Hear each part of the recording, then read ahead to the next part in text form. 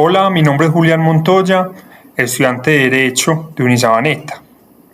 Hoy les venimos a hablar sobre la Ley 1306 del 2009, por la cual se dictan normas para la protección de personas con discapacidad mental y se establece el régimen de la representación legal de incapaces emancipados.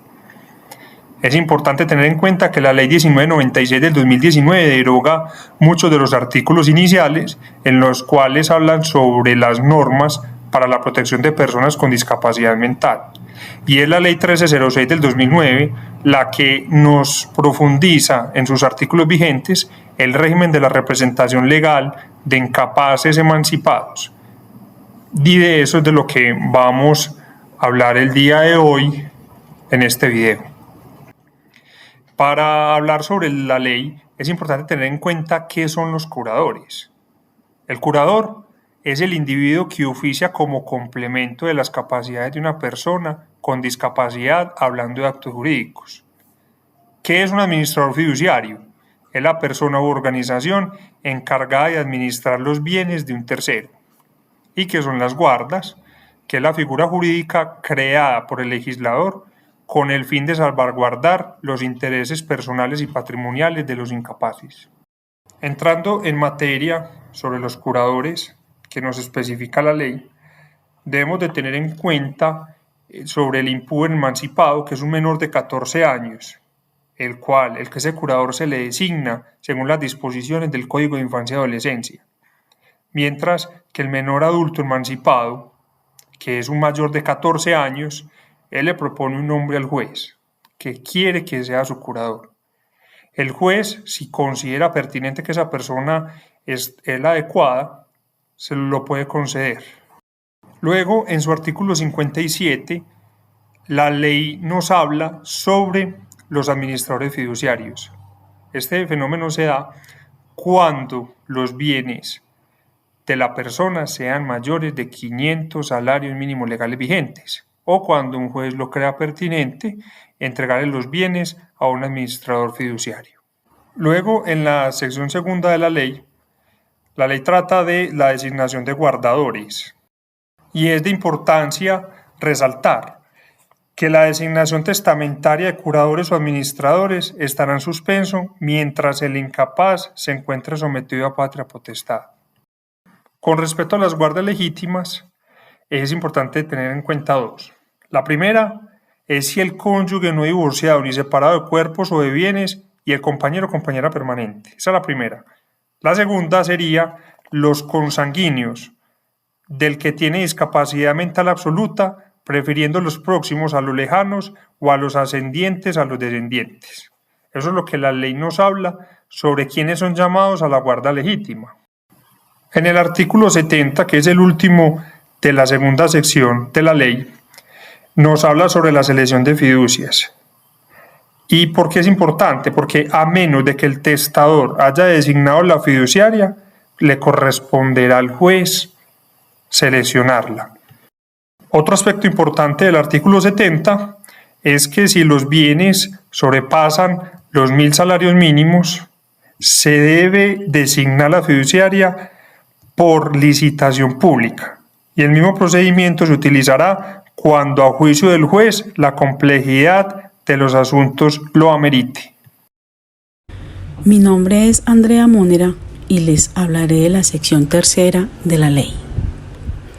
Esta sección incluye los artículos 71 a 80 y estipula lo referente a las incapacidades y excusas que tienen los curadores para ejercer el cargo, lo cual incluye las sanciones, determina las incapacidades y las consecuencias de su mal ejercicio. Señala también en qué casos será excusado como curador, como por ejemplo, los empleados públicos, las personas domiciliadas a considerable distancia del lugar donde se debe ejercer la guarda y los que adolecen de una grave enfermedad habitual o han cumplido 65 años serán excusados de ejercer la función de guarda.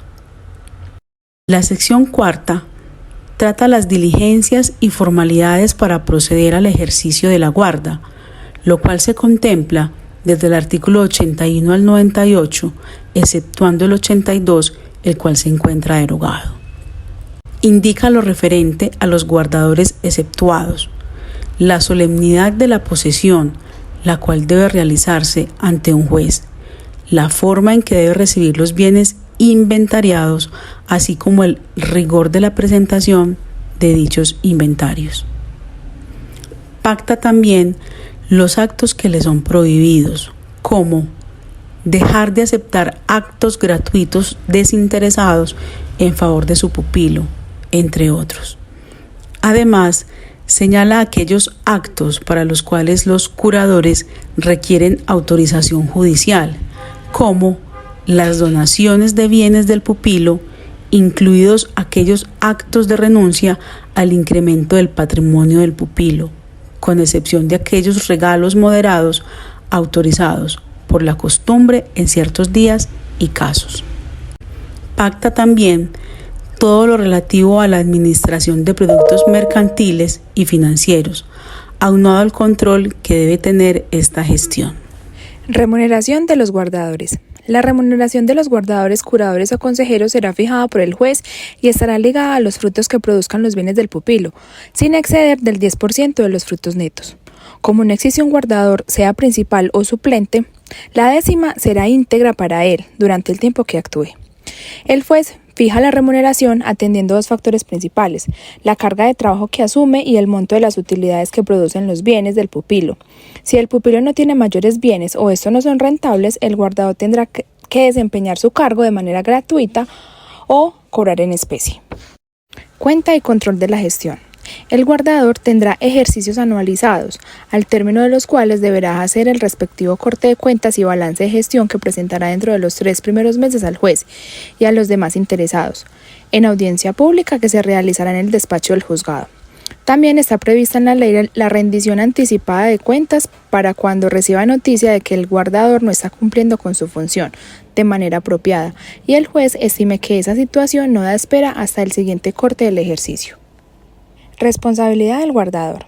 En general, las reglas de responsabilidad que traía el Código Civil se mantienen, es decir, que responde hasta de la culpa leve en las actuaciones que realice en perjuicio del pupilo. De igual manera, se conserva el derecho del pupilo de estimar el perjuicio bajo juramento. En materia de deudas pendientes de pago entre el guardador y pupilo, se aplican las reglas de la tasa de depósitos a término fijo, más unos puntos, y se suprime la ordinaria que traía el Código Civil. Terminación de la guarda. Las guardas terminan cuando se extingue la función por adquirir el pupilo capacidad de ejercicio, al llegar a la mayoría de edad o por rehabilitación decretada con el lleno de los requisitos. Se extingue en relación con determinado guardador por vencimiento de plazo o cumplimiento de la condición a que estaba sometida la guarda, porque el guardador pase a ser incapaz o muera, también cuando se excuse válidamente el ejercicio del cargo, cuando entre un guardador de mejor derecho. Administración de bienes. En estos aspectos, como se dijo, el curador de bienes pasa de ser simple custodio a ser administrador, y todo lo que hace la nueva ley es indicar las reglas principales de su régimen en una forma que se estima adecuada. En lo relacionado con la curaduría de la herencia adyacente, se introduce una novedad que es el derecho del ICBF a apropiarse del valor de la liquidación del patrimonio una vez agotada esta diligencia. Se elimina la consignación hasta por 20 años y se entrega al Tesoro Nacional. Así damos por terminada esta explicación. Muchas gracias por la atención prestada.